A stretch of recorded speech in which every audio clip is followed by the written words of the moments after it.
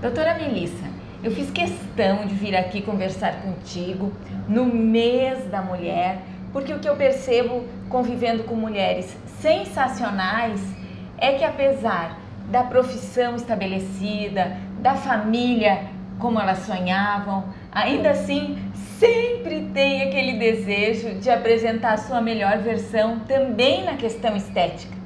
Então eu queria ver que recursos que as mulheres dispõem hoje, que são mais acessíveis, que não dependem de internação e que têm uma recuperação mais tranquila. Então, Ana, hoje a gente, depois que foi liberado para a odontologia trabalhar com estética e não só para fins terapêuticos, ficou mais fácil da gente aprender e ir atrás de novas técnicas, né? Então, com esse mundo globalizado, então a cada dia surge uma nova técnica.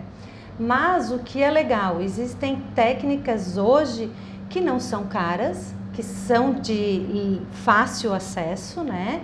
E que a gente consegue bons resultados. Então vão desde técnicas de microagulhamento, indução percutânea de colágeno, que na Alemanha isso é um boom, é uma coisa muito legal. Desde o Botox, o famoso a toxina botulínica, o uso de preenchedores, bioestimuladores, os fios, os skin buster e por aí vai. E os fios é interessante porque essa nova tecnologia mais moderna permite que a pele absorva os fios um tempo depois da aplicação, fica só o resultado. Eu gosto muito de trabalhar com materiais que a gente tenha controle, né? Então, que não vão ser permanentes e que se tiver algum problema a gente consiga retirar. Então, o grande chamativo dos fios, inclusive o fio PDO, ele fica 3, 4 meses estimulando o colágeno, fazendo um leve lifting muito natural, né? Melhorando a qualidade de pele daquela pessoa e ele é absorvido naturalmente pelo corpo. Então, a gente... Ele exige que a pele reaja e a partir dessa reação que se dá o rejuvenescimento. Exatamente. Ele causa uma irritação celular, então a nível microscópico. Então o paciente coloca, ele é colocado com uma agulhinha de acupuntura, então o paciente não sente dor, ele é muito tranquilo, vai para casa e aí ele fica ali reagindo microscopicamente naquela pele, irritando ela em camadas que eu quero que estimule células novas e fator de crescimento. E tu és pioneiras nisso, né? Na turma da odontologia, se preparar para essa nova função e também as professoras na área. Então, por experiência familiar, há uns 10 anos atrás, eu vi a necessidade de estudar sobre a toxina botulínica. E na época era só de uso terapêutico. Fui para Curitiba, fui para São Paulo, temos mais duas professoras aqui em Floripa, médicas, que na época estavam passando esse conhecimento para dentista. E aí, depois de muito estudar, surgiu a oportunidade de fazer parte da primeira turma de especialização no Brasil, onde as pessoas que estavam ali no pico em busca de conhecimento foram chamadas. Hoje somos todos professores, né? E a conclusão dele foi em 2017. Hoje eu já tenho reconhecido o título como especialista, que foi ano passado, em janeiro, que foi liberado então para uso terapêutico e fins estéticos. Então, o resultado, considerando todo o domínio que já tinhas em relação ao sorriso, é a harmonização orofacial. Porque também não adianta só, por exemplo, alongar os cílios ou só promover o rejuvenescimento da pele, que seja por um peeling ou como for, mas ele está distoante do sorriso, né? Como que funciona essa harmonização? Então, a gente chama de harmonização orofacial justamente por isso. O dentista ele é muito minucioso, a gente trabalha numa cavidade muito pequena, detalhes, né, na boca. Então, o que a gente percebeu? Que não adianta eu fazer um preenchimento labial se a pessoa ela não tem os dentes na posição correta. Se ela não tiver saúde bucal, não adianta eu tirar a ruga do olho se ela tiver faltando um dente. Então, a gente consegue juntar tudo. fazer uma proporção estética, funcional, e aí devolver essa beleza para a paciente, ressaltar, renovar a beleza que de fato já existe, né? Isso. Então, normalmente o paciente ele vem e a gente faz um estudo. A gente não sai fazendo alguma técnica, até porque às vezes o paciente vem achando que quer uma coisa, mas para melhorar aquilo, eu preciso tratar outra coisa. E aí a gente faz então o planejamento dele, buscando sempre ouvir a queixa dele.